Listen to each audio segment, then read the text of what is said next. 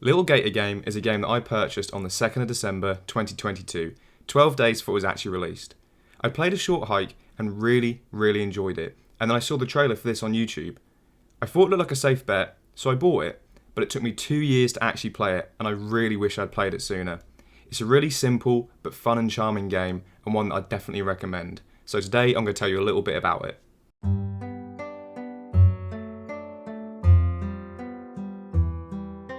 So for a little bit of context, Lil Gator Game was developed by a company called Megawobble, and as far as I can tell, they haven't developed anything else yet, but it was published by Platonic Games, who are probably most known for developing and publishing Ukulele, which looks like a really fun game, I just haven't got round to playing it yet.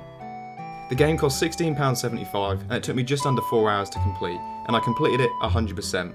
I had lots of fun with it, I did all the side quests, I fully explored the island, and I got all the achievements. So what can I say about Lil Gator Game? Well, it's just a really fun and pleasant experience. The core game mechanics are really easy to pick up, and it's not too difficult to master either. It makes it near perfect for any skill level. It's a lovely world to discover, and its simplicity is one of its greatest strengths. And because it's quite straightforward to 100%, you don't feel like you've missed out on anything by the time you've finished it. The best way to describe the story is nostalgic and wholesome. It's uncomplicated, effective, and quite heartwarming. This paired with a really nice art style, satisfying sound design, and a charming soundtrack makes for a great experience. Furthermore, it's really accessible and has loads of different options for customization. I played it with a controller and it felt great. Overall, it just excels in every area, and for their first game, I think Megawobble did a really great job. So now I'm going to go into a bit more detail about the different parts of the game. There aren't many major plot twists or revelations in Lil Gator Game, but there may be some very light story and gameplay spoilers moving forward. So as you might expect, you play as Lil Gator, a young crocodile struggling to connect with his older sister. He wants to play an old imaginary game they used to play together, but his older sister needs to work on her schoolwork. Lil Gator figures that if he gets all his friends together and puts on a great game, he might be able to convince his sister to join in. His friends act as characters and NPCs in the game that you're playing, and they've covered the island with cardboard decorations and monsters. You go around completing quests and helping out your friends. The story really works with the design and presentation of the game. There aren't really any monsters for you to fight, just cardboard cutouts painted to look like slimes and skeletons. When you destroy them, you gain cardboard pieces which act as the currency for you to collect. The collectibles are the monsters, and it's a great way to blend these two staple game mechanics in the way that really works with the story. There are a number of side quests that introduce further characters, with your core group of friends having short plot lines which you complete to progress the main story. There are also random characters dotted across the island that have a short quest line for you to complete. Again, it's really simple in the way that it works. You don't get overwhelmed by things to do, you just explore and have fun. That's the game that Lil Gator is playing, and the game that you're playing as well. Without giving too much away, the game is just about being a kid and having fun with friends.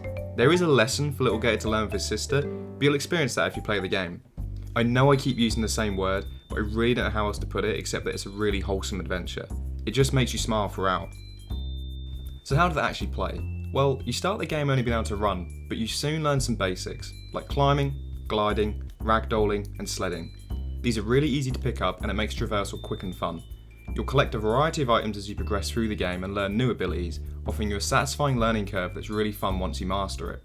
I've only played a few hours of Breath of the Wild, but it's clear where this game takes inspiration from both the original Legend of Zelda and Breath of the Wild, and I think it does it pretty well. Quests you get from characters around the island can range from destroying some cardboard cutouts, races, or just talking to multiple NPCs.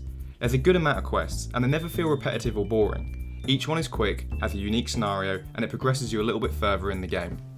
By climbing up high on the island, you'll find the monkey character, who is one of my favourites. Each time you find him, you can buy one of his bracelets, which allows you to climb even higher.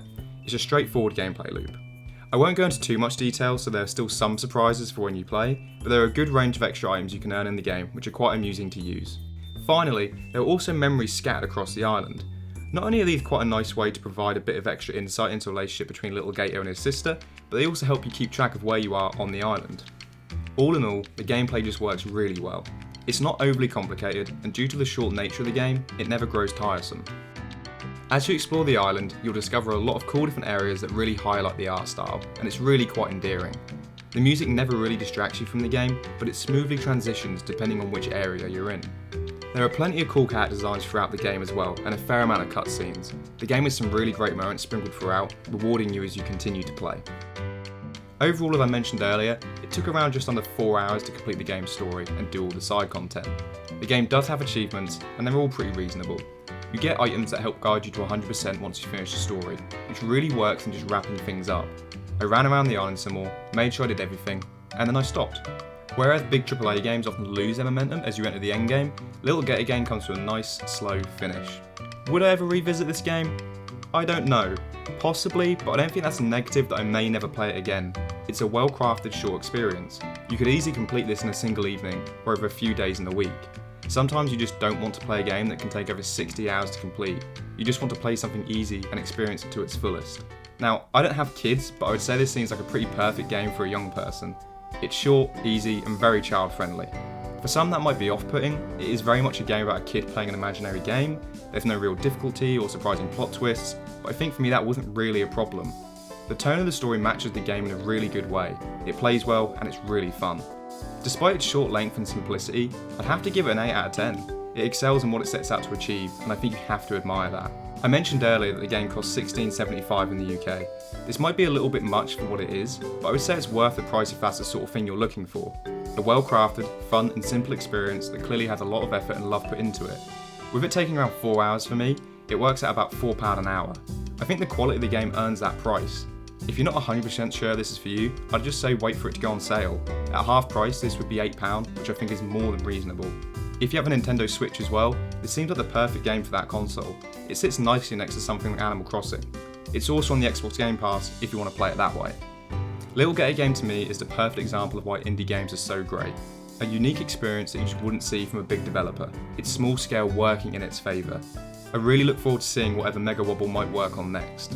I hope you've enjoyed the video and I'm looking to do some more indie game reviews in the future, so I'll see you next time.